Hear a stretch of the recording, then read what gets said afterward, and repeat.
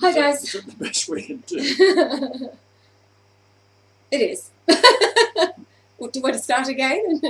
No, that's fine. Okay, alright. Alright guys, we just thought we'd upload a response to the very sincere lady who is in Massachusetts, Patty, whatever her name is, that is being interviewed on blog radio and sharing her understanding of the 7 planetary system that is headed our way. That's the point. It's her understanding of the data. However, as Yah has, in his cool, calm manner, pointed out, she is wrong.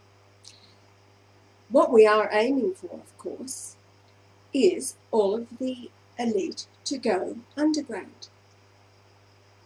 We want them to. That's all part of the prophecy. They will hide themselves in caves and underground. And when they do, as we've been warning them for years, Yah's been warning them. Gnashing of teeth. As they will realise it will be no escape for them and they'll end up as powder. All good.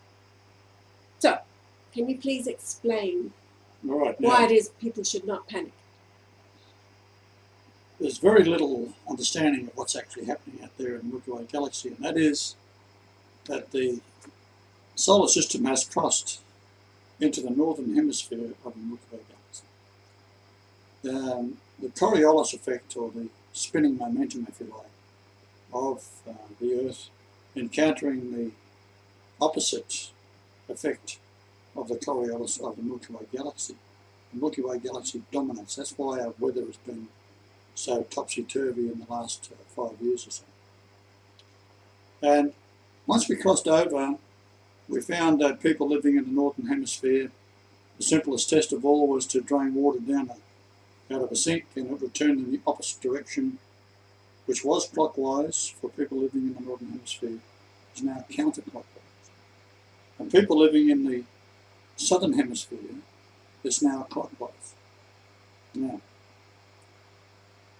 we travelled through 11 countries and observed the sunrise and sunset being very unusual, and finally tracked it down to Herne Bay, which is about 25-30 miles north of the south coast of England near Dover.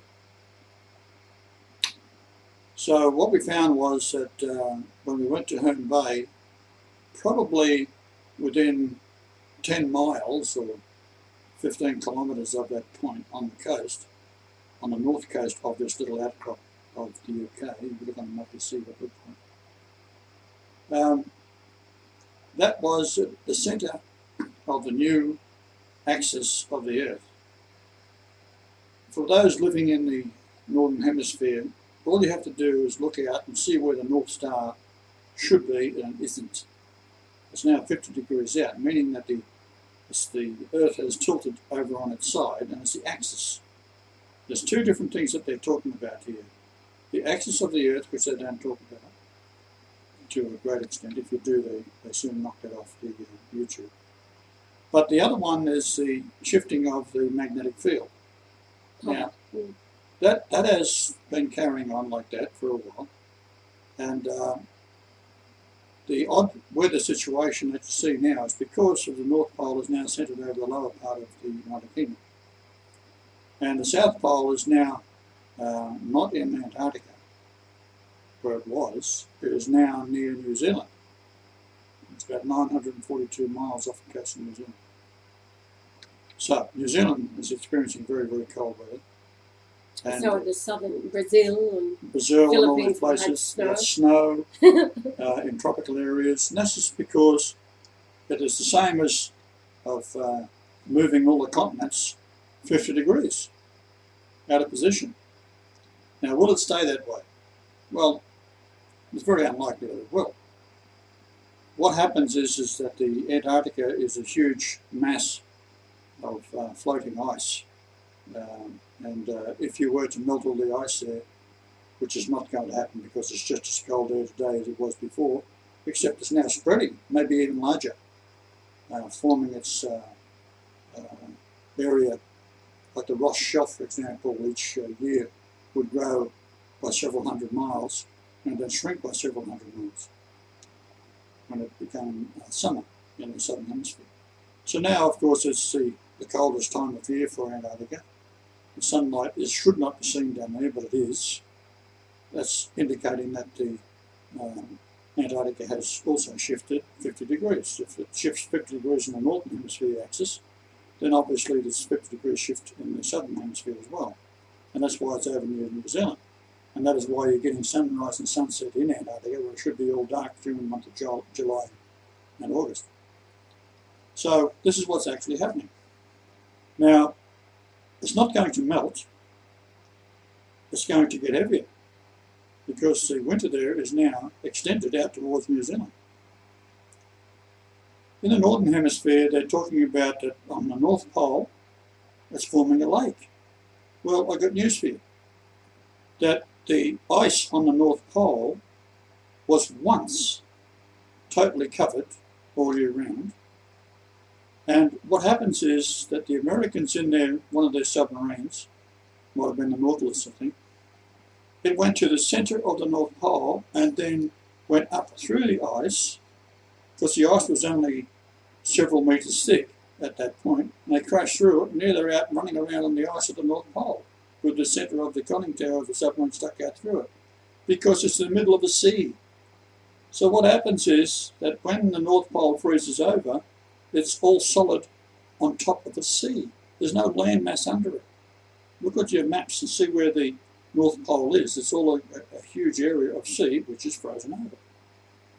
So what we have is these large planets coming in. Now this lady is saying that one of the planets is 4 times bigger than Jupiter.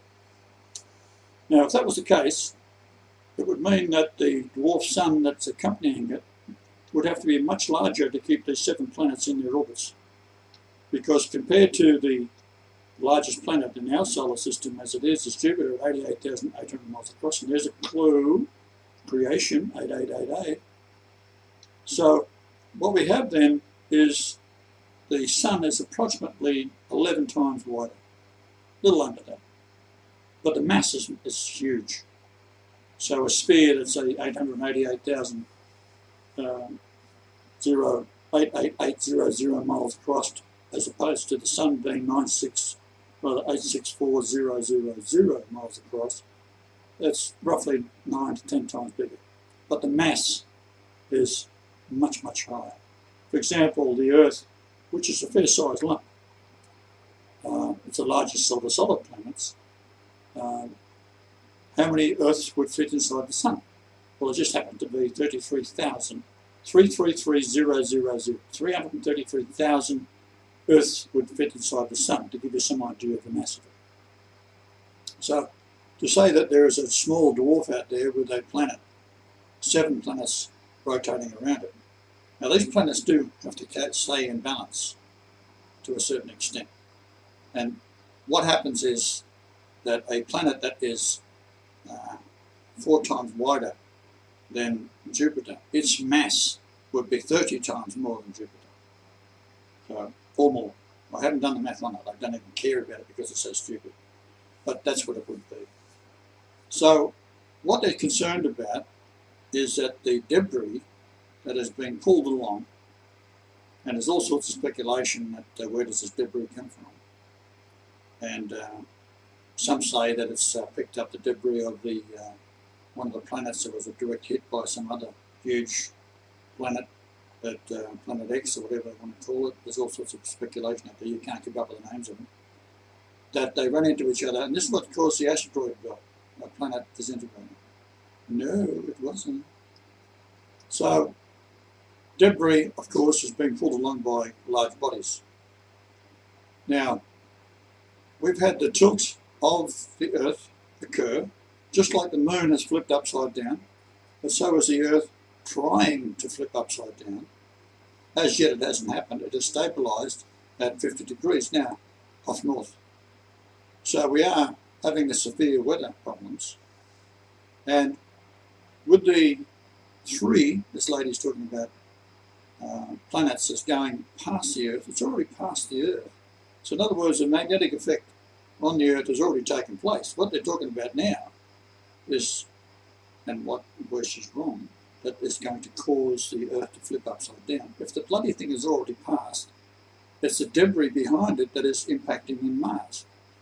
Now, the atmosphere on Mars is almost zero. So, yes, if you was an amateur astronomer, and there's thousands of them, in America in particular, they'd be looking at Mars and they could see the impacts occurring. However, the Earth is larger. Its mass is 4 to 5 times more. It has an atmosphere, and getting through the atmosphere of, let's say, a 1 talent, which is speculated by the Bible, that's going to rain down, to hit the atmosphere of being 1 talent, which is roughly 75 pounds, or say 30 kilos, 35 kilos, it's not that big. And hitting the atmosphere and getting into the burn situation, which is about 300 miles or 600 kilometres up, somewhere in that neighbourhood, where it starts to encounter the outer layers of air, it gets hotter and hotter, and it'll burn up. Very, very spectacular to see. For something to reach the Earth's surface, it has to be huge. It might be, say, 20 kilometres across. And that would then burn up as it's coming in, be reduced in size. It may, depending what it's made of, if it's made of ice, well, it's certainly going to melt. So if it's iron, that's a little different. A lot of asteroids that come in, or meteors that come in, are iron. But coming in to rain down on the Earth and cause this massive destructions that they're talking about in America, where they're going to end up in the inland sea, California's going to break up, and it's going to slide into the drink. And Florida, it's going to be washed with, and Florida's not very high, by the way. This lady is talking about the Antarctica is melting, and then all the water. Well, what she's saying is the 200 feet of Antarctica, plus the tsunami that will be caused by the flip. Because she is also saying that the Earth will stop rotating, it will get to 0 point, stop rotating, but the waters will keep moving, and that will cause this tsunami about 1,000 feet high, plus the 200 of the... Well, to give you some idea, on the equator, the Earth is rotating at around 1,035 miles per hour. So kilometres, say 1,500, roughly 1,400 kilometres per hour. Suddenly it stops. Whoa. Come on, give me a break. The mass of this thing is so huge that we sit on. And underneath us, we go down 20, 30 kilometres. And you've got a molten mass. Right. So it's not as if it's one solid thing that's going to suddenly stop because there's been a huge brake applied to it by this planet going past. It's a magnetic field. And the very worst it can have, the effect on the Earth, is to cause it to flip further. And it's slow. It's not something that's rapidly occurring. Now, we started to show and demonstrate with a movie of the moon flipping upside down in 1 hour on the 11th of December 2011. It was actually 11 a.m. that we saw it happen. So there's your number for everybody that's been seeing the number 1111. That synchronistic number comes up lots of times. 1 Kings 1:11 talks about Solomon. That's your beast right there. So the 1111 number is also my birthday. And it goes on. It's also Benedict. And 111th Pope. Yeah, 111th Pope. So it's a sacred number. Otherwise, I wouldn't be on it. If it was another number, I'd be on that instead. So now 111 is a good number. 1 is Alpha. That's God, the Father, etc. So all these monsters that have been running the world. Before you go to the monsters being running the world, address the magnetosphere of the Earth, how it will not collapse. Why? Well, see... what she is saying is that the magnetosphere, or the magnetic fields, will collapse and allow... Well, that's right. She's also saying that all the transformers are going to blow up and so forth. In America, people in Europe may not know this, and in Australia, but if you drive through America, they have their poles stuck up in the air.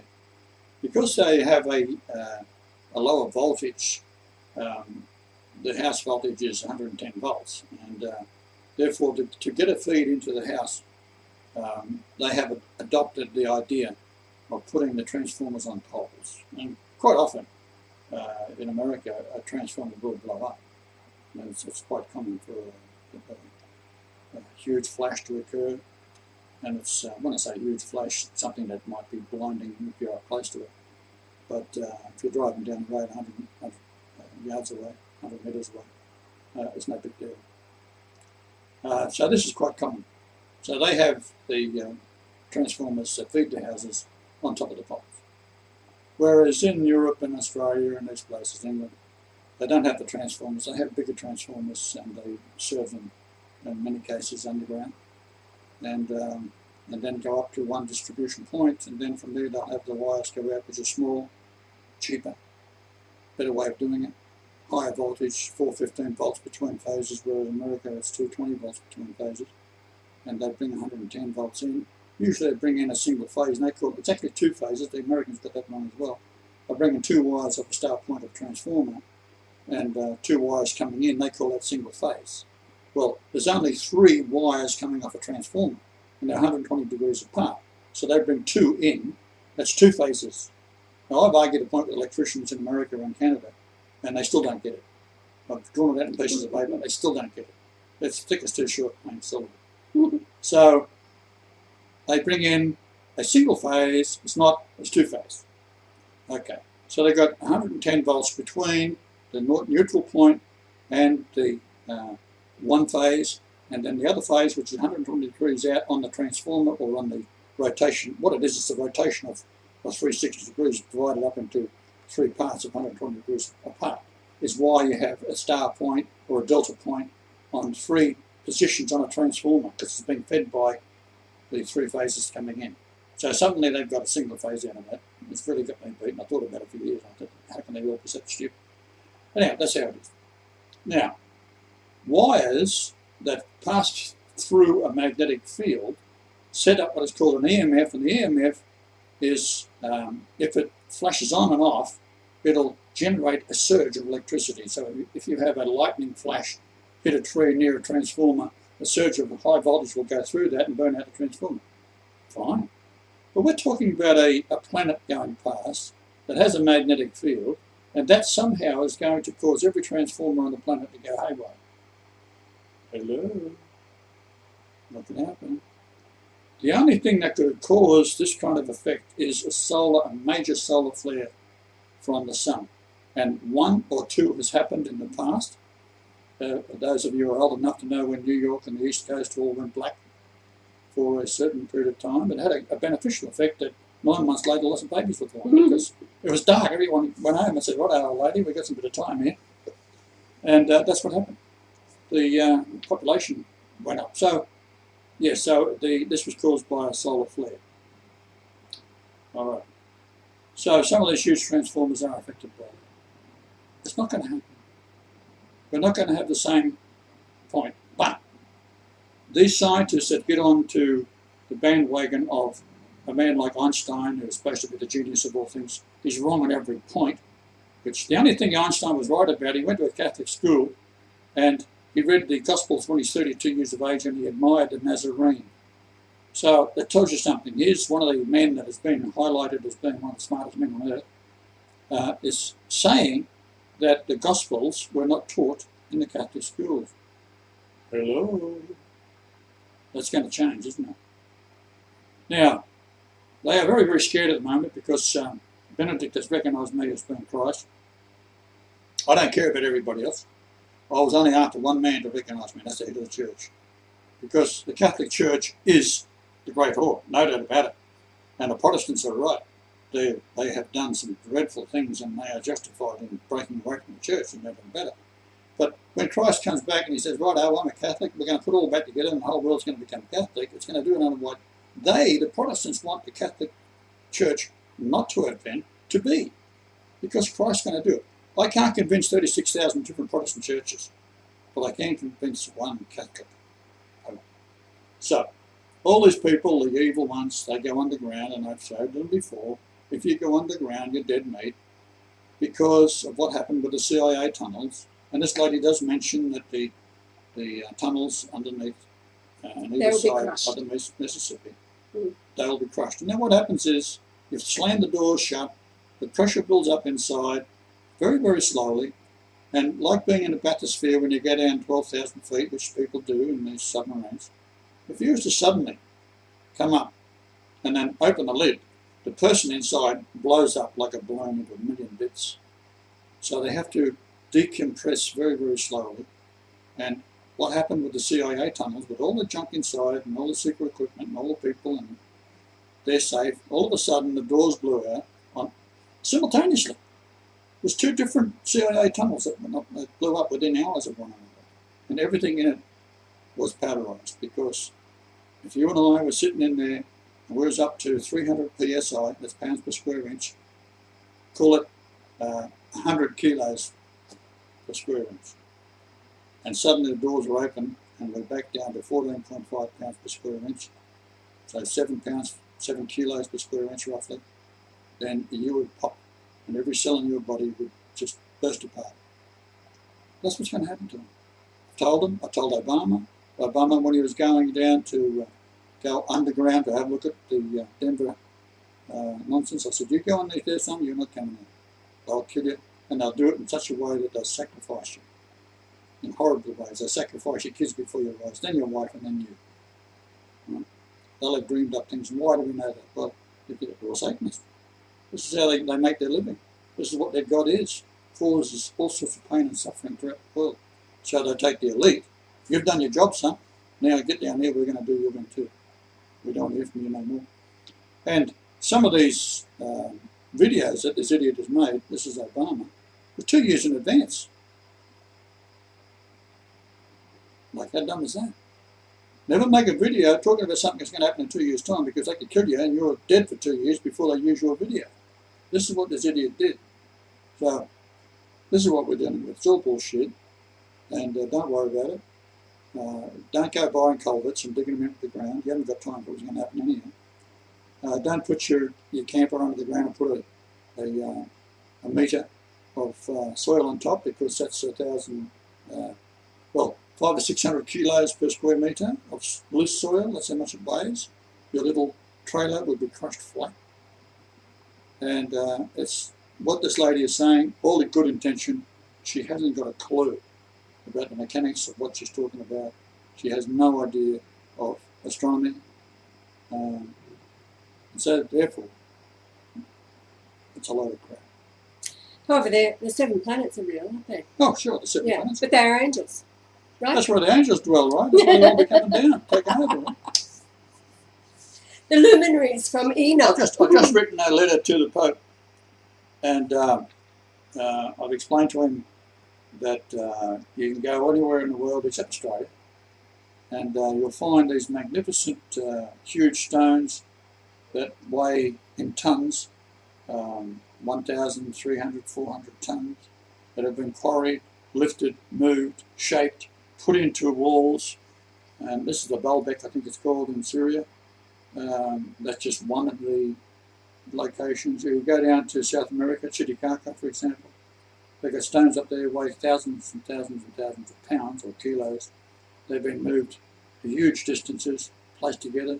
There's Teotihuacan, I think it's called. They've got stones there that have come from 2,000 miles away, something huge distance. They've got the Mexican huge pyramids that are based on pi. The base times 4 pi gives you the height, or divided by 4 pi gives you the height. And they have a mica, one of the pyramids there has a mica slab in it. It's about in feet, 2 feet thick or 500 millimetres. It's about 70 metres square. It comes 5,550 miles away, kilometres away, is your Christ number, from the middle of South America. That's the only place where this is found. So it's been cut out of the quarry, lifted, and if you know anything about mica, you can squeeze it with your fingers and crush it all to bits. So this has been lifted up, taken 5,550 kilometres and placed on this pyramid, which are all aligned perfectly north, south, east and west on the former rotation of the Earth. It's all out now. And who did it? Well, the aliens did it, didn't they? From Planet X. Alien technology. And they're coming back. We can ask the Arcanauts about that when they get here. Well, I have one little thing to say about that.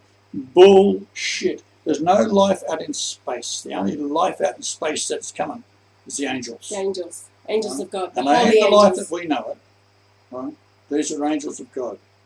Now, if you go to Easter Island or any of the other places where they talk about even the Great Pyramid, they talk about men who came there from the east.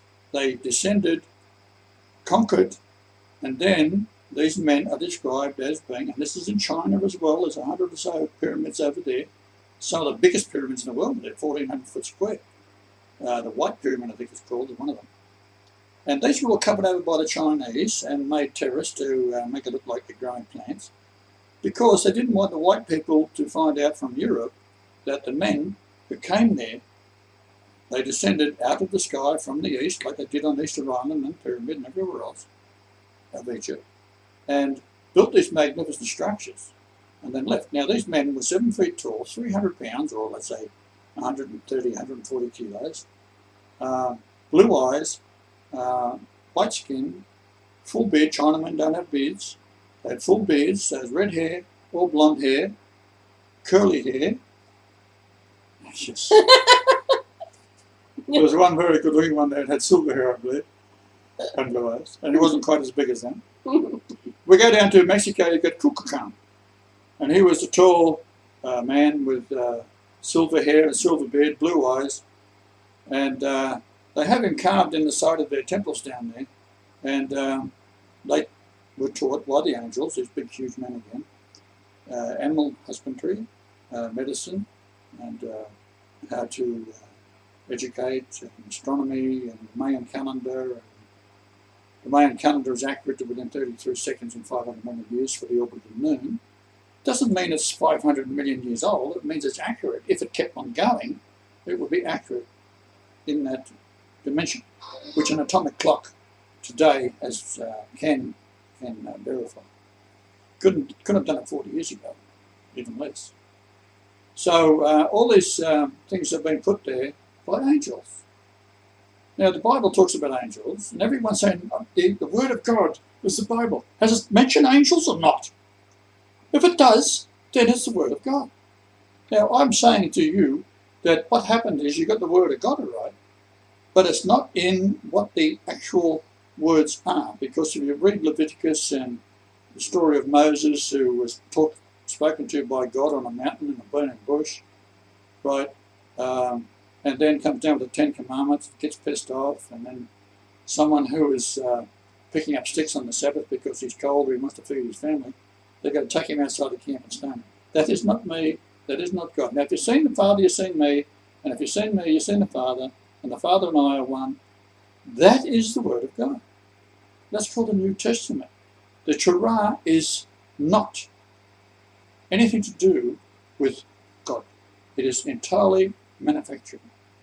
Right? They've taken bits of the Genesis story and manipulated to fit the chosen ones, which are now Mongolians out of bloody Mongolia that had invaded Khazaria and adopted Judaism in the 8th century. Right? These are not one of them. Not one of the Jews in Israel today are a true Jew. And even if they were a true Jew, they're not Essenes. See, it's the Essenes that were the Essenes are the chosen ones. And who were they? They're the Shemites. The Shemites are descended from Shem, not Mongolians. Right? They're the Goy. They've reversed everything as what you know what the propaganda is. It's all bullshit. Right? My hero, and I'll say it again, was Hitler. If you read some of the things that Hitler said, actually, I will. I'm going to make a separate upload. And, all right. Well, let's I won't give it away. Let's leave it there. Mm. And that light was quite good at the moment. I'm quite happy with that. So don't worry now. We've got John and Catherine down in Florida. Heading toward Florida. Right, driving down the Supposed to coast. disappear. Driving down the coast from Maine, and I can assure you, they're not going to get swamped. Now, Florida, the best part of it is the swamps itself, the Everglades, and that's about 3 foot above sea level. So it takes a very small wave to wash right across Florida and see the lower part of Florida at the Everglades. I've been through there. I've been eaten alive by mosquitoes down there. I spent some time down there. I interviewed people that said that they've seen aliens, spaceships. Actually, when I was down there, I went to Shoreline Park, where all the aliens show up. They have this alien sighting every 3 days or more. This has been going on for years. You talk to natives down there, and what it is the swamp gas coming up, or it's the Gulf of Mexico giving off this gas that farts now and then. And spontaneously, it will ignite. And it's quite pretty to see. And you'll see a flash of light, and you'll see something like an 8-fingered, if you've got a gas cook stove, and you turn, it's got 8 burners, for example, all the blue light. That's what it looks like. There's blue and a little bit of yellow, and it'll drift along, it looks like a UFO going on, all of a sudden it'll go pop, and very often a white, where's my hand? A white, it'll go like that, right? So it's burning away like that, you go pop, disappear, and then a white burning bit will fall down towards the earth and then maybe fall 300 or 400 metres and then go out. And what about all of these other odd shapes that people have been seeing? They call them motherships and UFOs and all kinds of things that people have been seeing and reporting and catching on film. I looked at one which was quite interesting, and it's a hot air balloon. You can see the frame of it, and it's stretched over, filled with helium gas or something like that. And we have to be very careful about what the imagination of the human being will get into. In particular, America, are all fluid about it. So I wouldn't take too much on what an American tells you. And that's not to mean that they're stupid. It means that they've been caused to be unable to think clearly because of the fluid. That's what it's all about. So they can put things in your head, and of course you've been poisoned all these years, and you've got all these telecommunications waves and so forth. And all these things can be beamed into your head, and what you think you're seeing, you do see. Right? It's not really there. Right? I'll give an example of that. If you talk about the evolutionary idea that we are billions of years old, the NASA made a big mistake by training their orbiting telescope, the Hubble, at one area which is in astrology would be Pegasus. And Pegasus is the darkest area of space. In other words, there's the least amount of stars in it. And it's called the window of Pegasus. It opens every year at a certain time, around October. And that's where the myth of the white horse is going to come jumping through to this 500-foot Jesus sitting back in it. So that's not going to happen either. Now what they did, they trained their cameras at this dark part, expecting to see the 15 billion light years away. Stars will start, or galaxies will start showing up, which they could see, after training the cameras on this area for weeks or whatever it was. And when they got the results, what they see is fully formed galaxies, the same as the nearest galaxy, Andromeda. Therefore, all the galaxies, no matter how far away they are the same.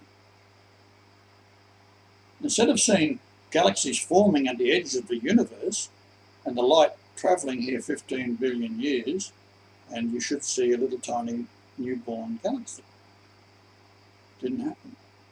Why? In the creation, what you see with your eye and what is caught by cameras is caused for you to see that, to make you develop this astronomy crap and come up with ideas of that is what's out there. So when you really get to the point of being able to develop the Space Hubble, and a lovely machine it was, they put it up, and if they were octopuses, they'd be patting themselves on the back with this marvellous machine. And when it gets up there, it's blind as a bat. Because when they built the bloody mirror for it, they didn't build it right.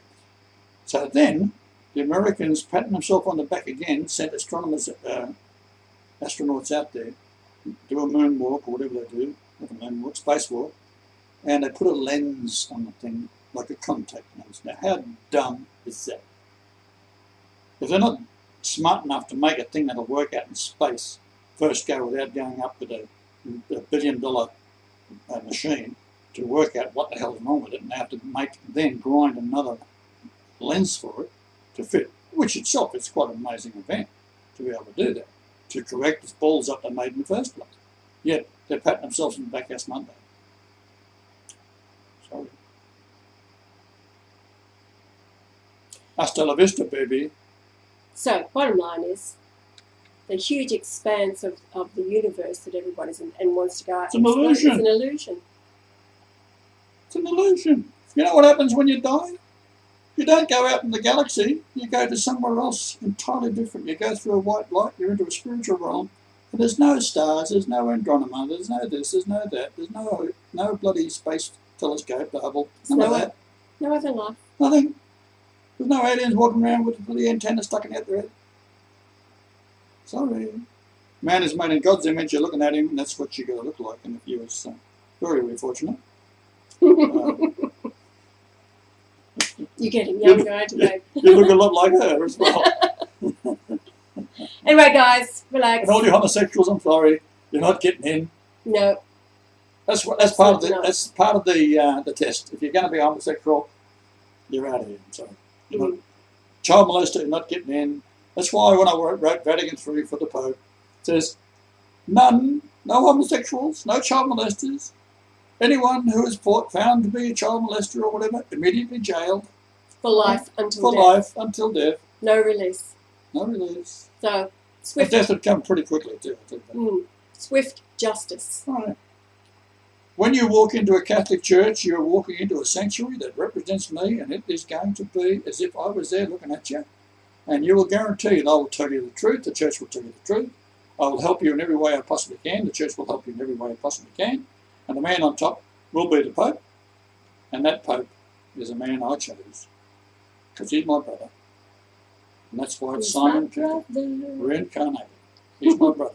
And don't go quoting me Bible now. Oh, he's not your brother. He's Simon's brother. He's someone else's brother. He's just Andrew's brother. Sorry. I will correct the Bible and I'll tell you what's in it and what shouldn't be in it. And we'll keep the Bible, the King James Bible in particular. We'll keep that because it's full of numbers. Right? But then we'll have another book that goes with it. And you look up, say, Ezekiel's wheels, or look up something else, sacrificing someone, a bull. And I'll have C, little red dot, follow that down and say, bullshit! Should be fairly swift editing, shouldn't it? Just BS. That's all you need. BS. Anyway. So guys, have fun. It's what we've all been looking forward to. It's the cleansing. Yeah. And it's my birthday coming up on the 19th. And it's her birthday present, it's she my asked birthday. me. I asked, done and dusted, all evil off before my birthday. So it's all The good. 19th. Is it the 18th? No, It's one of the other. That's your sister, babe. Oh. And you know it. All right, later, Gators.